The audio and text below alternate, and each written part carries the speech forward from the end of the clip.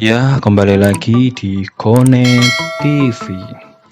Ya, kali ini kita akan bersama-sama belajar bagaimana cara cepat copy sheet pada sheet berikutnya. Ya, jadi ini adalah cara cepatnya.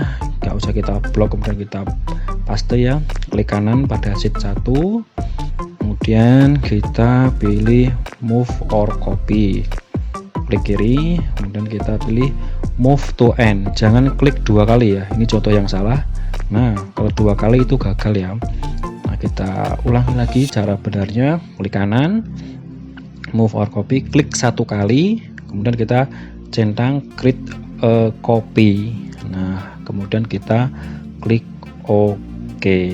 Nah, otomatis di sheet 1, di sheet 2 itu sudah di copy keseluruhannya. Jadi misal mau buat backupan gitu ya, misal ada data yang belum pasti, kita mau copy dulu biar tidak ada kesalahan dalam data, maka kita copy sheetnya. Ini ya cara cepat atau cara mudahnya dalam sebuah mengcopy sheet pada Excel. Jangan lupa tonton videonya, enjoy.